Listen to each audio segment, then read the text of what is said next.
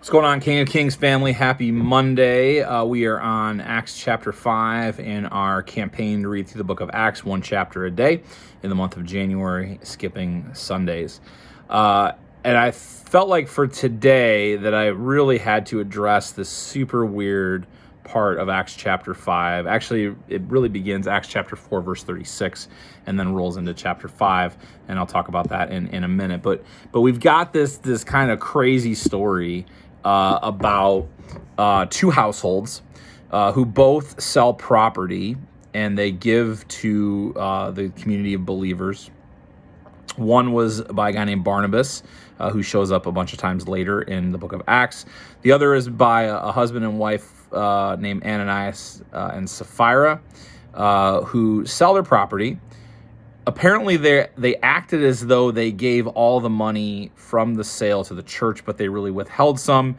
Peter calls them out on it, and they die. Now, you will never hear this passage preached on in a stewardship campaign, although maybe it'd be effective. I don't know, but it's just a super weird passage, and so what's going on here? I think it's hard to know what's going on. For me, when I look at this, I'm sort of convicted about my narrative for giving.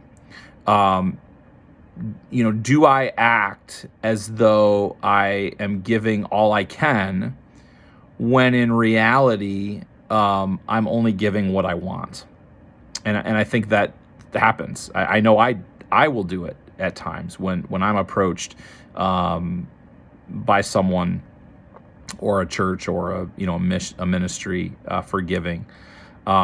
Instead of doing what Barnabas did, which he sold the property and just gave it. And he was free to, he didn't have to, but he did. And Peter, even calling out Ananias, said, look, like, this was your money. You could have kept this freely.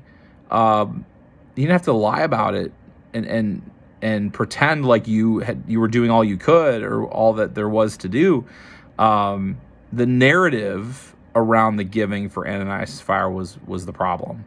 And so I think that's what we have to look at, is what is our narrative for giving?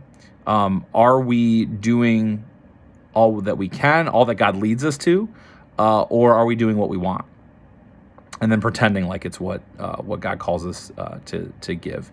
So that's kind of harsh and convicting, and I think part of it is we have this really broken mindset around money. We think the money belongs to us, and it really belongs to God. We're just stewards of it. But also we feel guilty because we want to be givers, and we look at the amount that we're giving, and maybe we think it's not enough. And there's guilt and shame and all kinds of stuff tied up in that. And what I see here in this passage is Peter basically saying, give what's on your heart to give. Give what you want to give. Be a cheerful giver.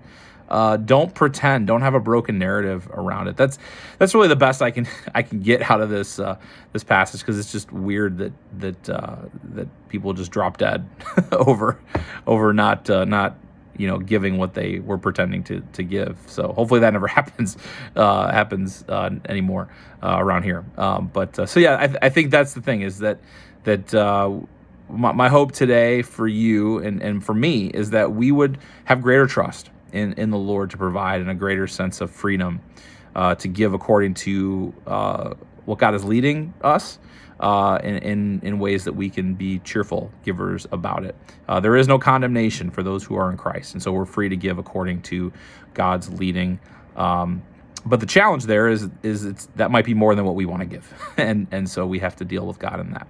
So that's what I got for Acts chapter 5. Like I said, kind of a weird passage, but one maybe that we need to hear, and that's convicting. So that's it for today. God bless. Have an awesome day, and we'll see you tomorrow with Acts chapter 6.